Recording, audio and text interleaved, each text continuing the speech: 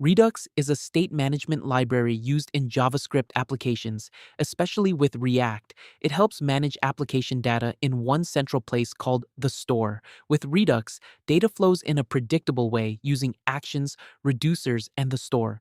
This makes applications easier to manage, debug, and scale. Redux is especially useful for large applications where multiple components need to share the same data efficiently. In large React applications, managing data across multiple components can become complex and difficult to maintain. Passing data from one component to another repeatedly creates confusion and increases code complexity. Redux solves this problem by providing a centralized store for managing application state.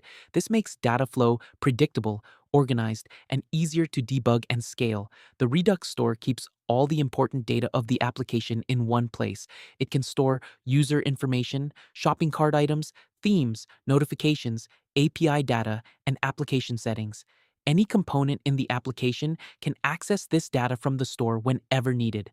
This helps keep the application data centralized, synchronized, and easy to manage.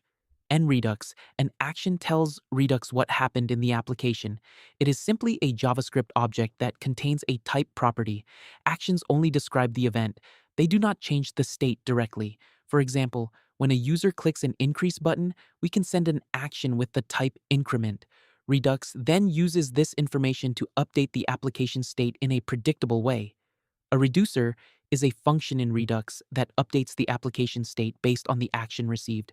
It takes the current state and the action as input, then returns a new updated state. For example, if the action type is increment, the reducer increases the current state value by 1.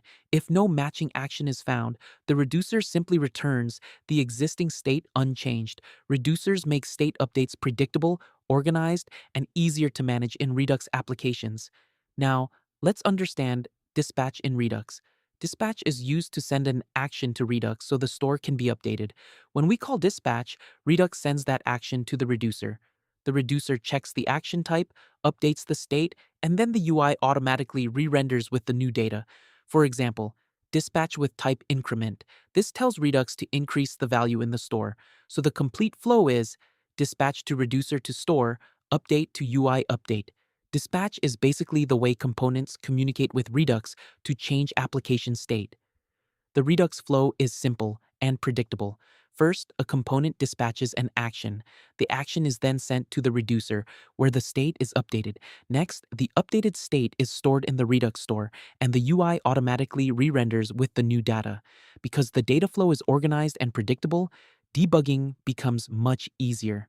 Now, let's look at the advantages and disadvantages of Redux.